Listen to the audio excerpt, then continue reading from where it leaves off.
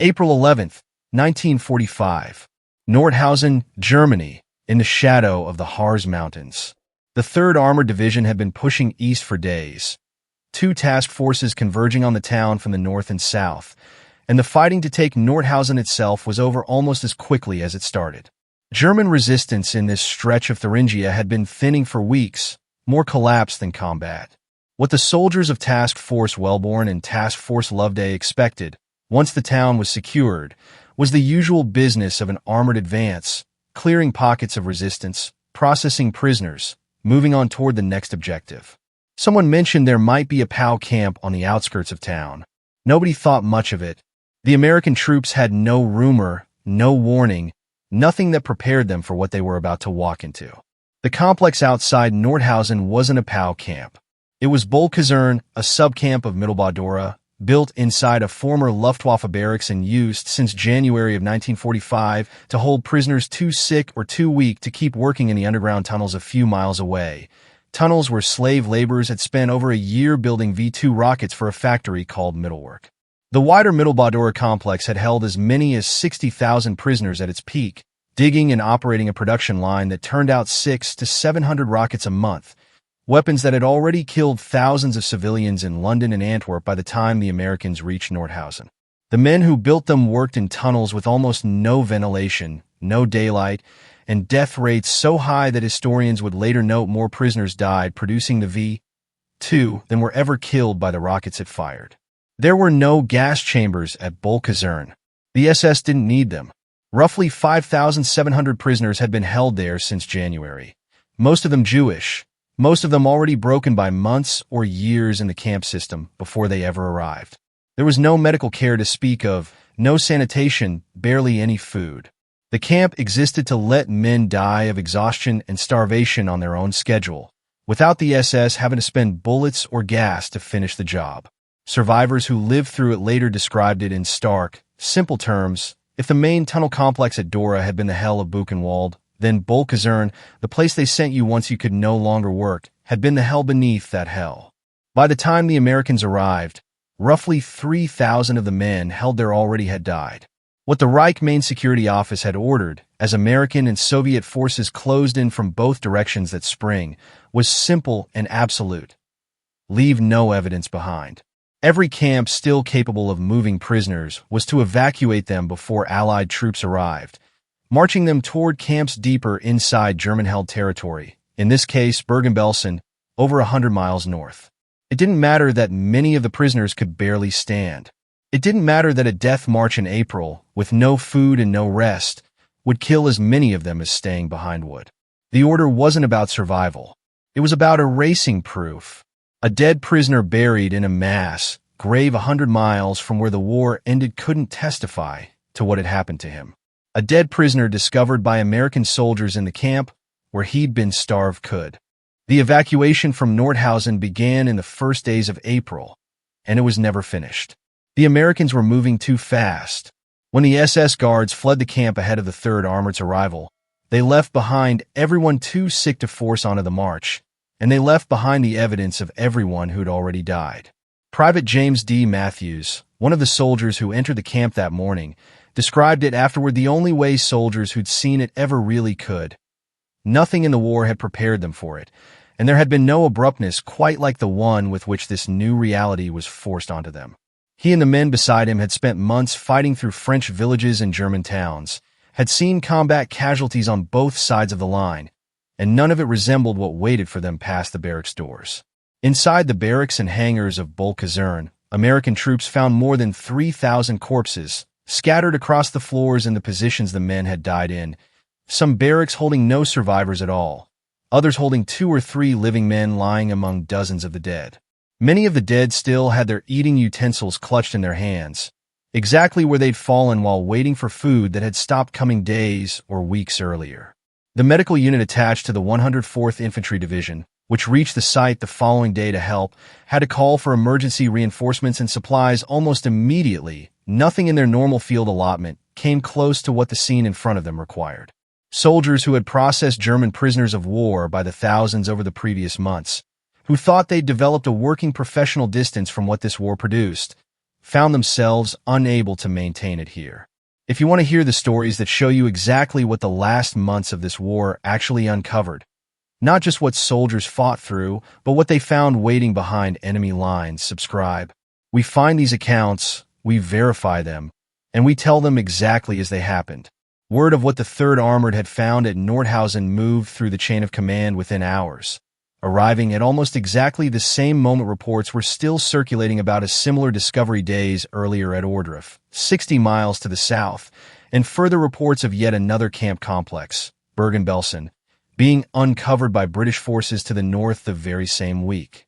By the second week of April, Supreme Headquarters Allied Expeditionary Force was receiving a stream of reports that, taken individually, might have seemed like isolated horrors, the work of a single broken commandant who'd lost control of his post.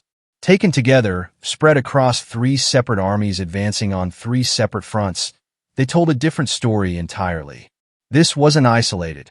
It was systematic, ordered from the top, and repeating itself at site after site as the German war machine collapsed faster than anyone at SHAF headquarters had planned for. General Dwight D. Eisenhower, already processing what he'd personally witnessed at Ohrdruf on April 12th, understood almost immediately that Nordhausen wasn't a separate incident to be filed and handled independently. It was the same policy, playing out in a different town, with a different set of dead men who'd been left behind when the evacuation ran out of time before the Americans arrived. His staff began cross-referencing reports from each camp as they came in, looking for the pattern they suspected was there, and finding it again and again in the same evacuation orders, the same abandoned evidence, the same explanation offered by local townspeople who claimed they'd never known what was happening a few miles from their own homes. Eisenhower didn't need to see every camp in person to understand what he was dealing with, but he made clear to his staff that seeing was not optional for the men under his command who could reach these sites. The order he'd given after Ohrdruf, every unit within marching distance was to walk through and witness what had happened there, applied just as firmly to Nordhausen. This wasn't going to be handled as a logistics problem, cleaned up quietly and left out of the official record.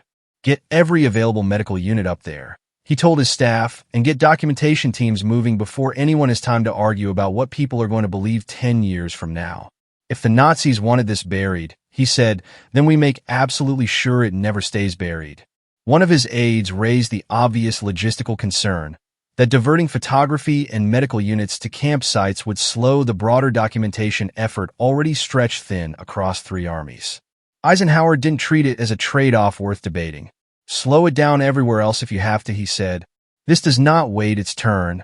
Under the direct supervision of the U.S. Army, in the 2 days that followed, German civilians from the town of Nordhausen were marched into the camp and put to work digging mass graves and carrying the bodies of the dead to them for burial. The same task the SS themselves had planned to leave unfinished, except now performed in the open, under American orders, with American photographers documenting every step. Many of the townspeople claimed, as townspeople near nearly every camp discovered that Spring claimed, that they'd had no idea what was happening behind the barracks walls a few miles from their homes. American officers made sure they could no longer claim ignorance of what it looked like. Photographs from those 2 days.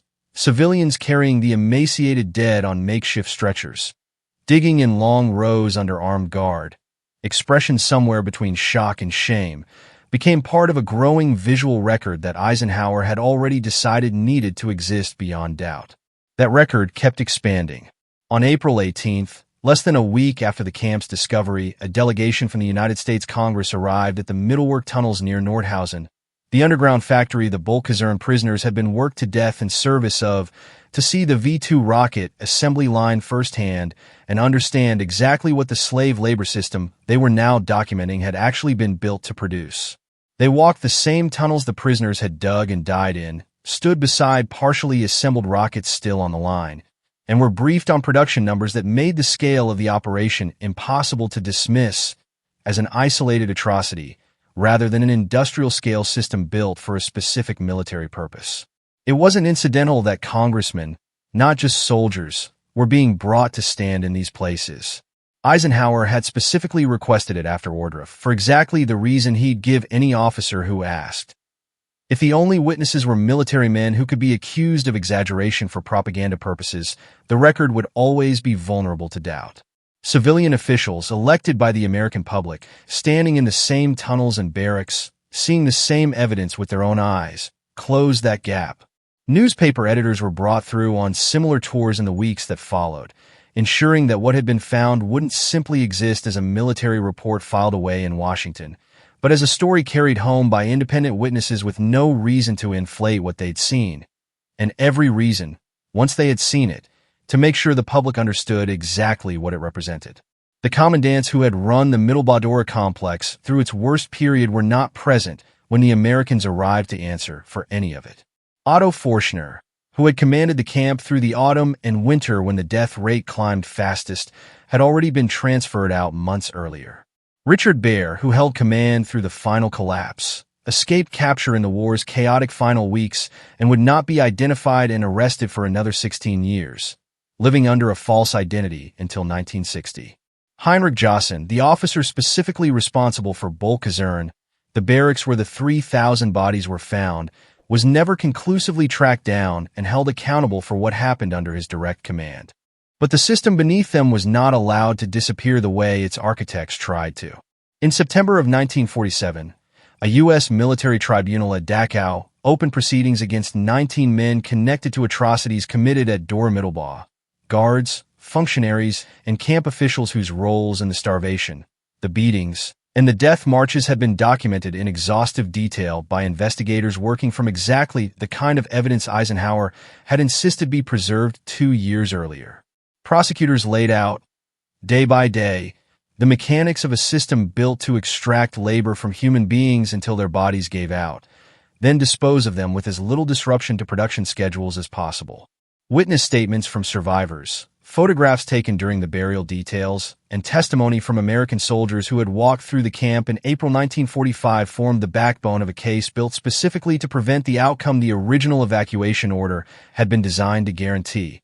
A system of deliberate killing that simply vanished into confusion and denial once the war ended. Several of the defendants were sentenced to death, others to lengthy prison terms.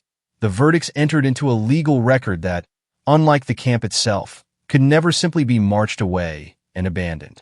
The survivors of Boelcke-Kaserne who lived to see liberation carried what they'd endured for the rest of their lives, many of them physically marked by months of starvation in ways that never fully healed. Some were well enough within weeks to give statements to Allied investigators, describing conditions in language that matched, almost detail for detail, what the American soldiers had already seen with their own eyes on April 11th. Men left to die on barracks floors because feeding them, treating them, or even burying them promptly was never part of the plan. Others took years to speak about it at all, the way survivors of that particular kind of system so often did, carrying the weight of memory quietly until someone was finally ready to listen and record what they had to say. A number of them eventually testified, not just to Allied investigators in 1945, but again, years later, in the courtrooms and historical inquiries that continued piecing the full picture of the Mittelbau-Dora complex together long after the initial trials had concluded. Richard Baer, the camp's final commandant, spent 16 years after the war living under a false identity in West Germany, working as a forestry laborer under a name that wasn't his own, believing, like so many former SS officers who scattered into ordinary civilian life in 1945, that enough time had passed for the record to fade. It hadn't.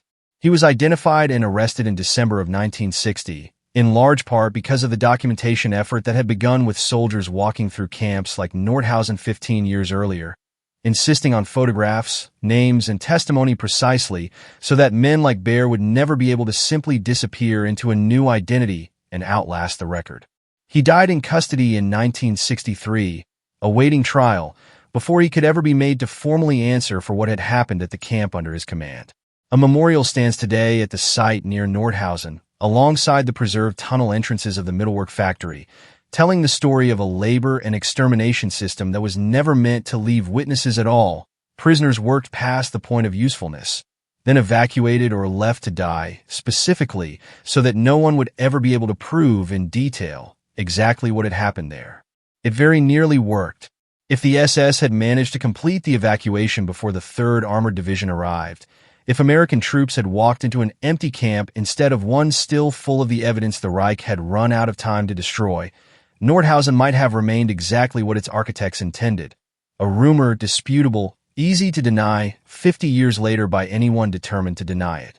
Instead, because the evacuation failed and because Eisenhower insisted, immediately and without exception, that everything found there be documented, buried publicly rather than secretly, and witnessed by as many credible people as possible, it became something the Reich's own policy of erasure had been specifically designed to prevent. It became permanent. If stories like this one matter to you, the ones that show not just what this war destroyed, but what it took to make sure the truth of it couldn't be buried along with the evidence, subscribe and stay with us. We'll keep finding these accounts, verifying them, and telling them exactly as they happened.